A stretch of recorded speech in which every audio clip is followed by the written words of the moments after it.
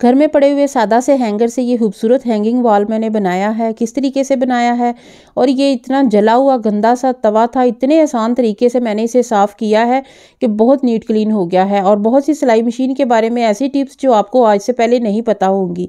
Video start करते हैं। अस्सलाम वालेकुम यूट्यूब फैमिली, कैसे हैं आप सब लोग। उम्मीद करती हूँ सब अपने घरों में खुशबाश होंगे। अल्लाह ताला से दुआ है अल्लाह ताला आप सबको अपने घरों में खुश रखें, आबाद रखें, आमीन या रब्बुल आलमीन। बहुत सारी ऐसी टिप्स होती हैं जो हम ख़वातीन जो इन चीज़ों के बारे में नहीं जानती होती हैं। छोटी छोटी बातें होती हैं। हर बंदे का अपना अपना लाइफस्टाइल होता है और बहुत ही यूज़फुल और कमाल की टिप्स जो है ना वो आपको आज की वीडियो में पता चलेंगी। वीडियो स्किप किए बिना सारी देखिएगा और मेरे चैनल को सब्सक्राइब करना नहीं भूलना और बेल आइकन को प्रेस लाजमी करना है ताकि मेरी हर नई आने वाली वीडियो का नोटिफिकेशन बर वक्त आपको मिल सके। और वीडियो को लाइक करना है और कमेंट बहुत प्यारा सा आपने छोड़ के जाना है। तो ये एक हैंगर था, उसके ऊपर मैंने ना फजर से बोला अपनी बेटी को कि मुझे कुछ ऐसा बना दो कि मैं इस पर ना वो चीज़ें लटका सकूँ। किचन में मेरे पास नहीं थी कुछ ऐसी चीज़ें, तो ये उसने ना कंप्यूटर शीट से छोटे छोटे फूल बना के उसके ऊपर लगा दिए हैं। कह रही मामा इससे ज़्यादा खूबसूरत लगेगा। और ये जो मोती है ना ये थोड़े मोटे मोती थे, तो ये ऐसे ही घर में फालतू पड़े थे तो उसने ग्लू गन के साथ ये मुझे लगा के दिया है। तो देखिए माशाल्लाह कितना खूबसूरत ये मेरा बन गया। इस पर मैंने चिमटे और इसके अलावा जो जो कुछ चाय वाली पोनियाँ और जो जो कुछ चीज़ मैं लटकाना चाहूँगी मैं लटका लूँगी। तो कितना प्यारा बना है माशाल्लाह, ज़रूर लाइक कीजिएगा अभी। और ये मेरा तवा था, मैं अभी रोटियाँ बनाने लगी हूँ। तो इसके ऊपर ना ये बहुत काफ़ी दिनों से मैंने इसे साफ़ नहीं किया, तो ये रोटियां बना बना के ना तो ये इसके ऊपर ना ये मैल सी जम जाती है और इससे फिर जब हम रोटी बनाते हैं आग जलाते हैं तो धुआं फैल जाता है, इतना धुआं फैलता है किचन में। तो मैंने सोचा अब रोटियां फिर 5 मिनट लेट हो जाएंगी और कोई भी चीज़ बेकिंग पाउडर, कोई सिरका, कोई ऐसा एजेंट जो सफाई वाला होता है कुछ भी हमने नहीं इस पर लगाना है। इसे गर्म करना है। ये नॉन स्टिक तवा था, दरमियान में भी इसका नॉन स्टिक जो है ना वो थोड़ा सा ये इफेक्ट रहता है, लेकिन साइडों पे ना ये ख़त्म हो गया है। तो जो चीज़ वो वहाँ पे जमती है चीज़ वहीं से मैं साफ़ कर रही हूँ। दरमियान वाले हिस्से को मैं बिल्कुल नहीं छेड़ूंगी क्योंकि वो बिल्कुल नीट क्लीन है। जब हम ऑयल वाली रोटियां बनाते हैं पराठे तो उसका घी जम जम के तो वो इस पर ना ये ऐसे पहाड़ सा बन जाता है इसके नीचे। तो उस पहाड़ को अच्छी तरह सिर्फ गर्म छुरी से आपने खुरचना है, कुछ भी नहीं लगाना। फिर ये सादे पानी से मैंने धो लिया है और इतना नीट क्लीन मेरा तवा हो गया है। देखिए माशाल्लाह चमक रहा है। सिर्फ गर्म छुरी से मैंने सारा खुरचा है, ऊपर से भी नीचे से भी। आपने भी नीचे से भी अच्छा सा खुरचना है तो कोई धुआं नहीं छोड़ेगा। साफ़ सुथरा नीट क्लीन रोटियाँ बनाने के लिए रेडी है।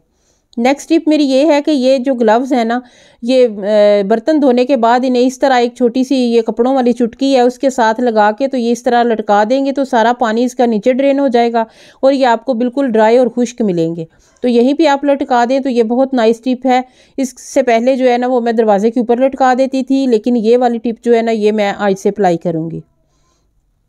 ये मेडिसन है, आजकल गला ख़राब है, बुखार है, ज़ुकाम है बच्चों को, ये इधर कोई पड़ी है कोई उधर पड़ी है, जगह जगह पे बिखरी पड़ी हैं। तो मैंने इन्हें एक जगह पे समेट के कोई बास्केट ले लें तो उसमें जो सारे आपके जो सिरप है ना उन्हें एक जगह पे रखें ताकि आपको खुदा न खास्ता ज़रूरत पड़े तो आप इसमें से ले सकें।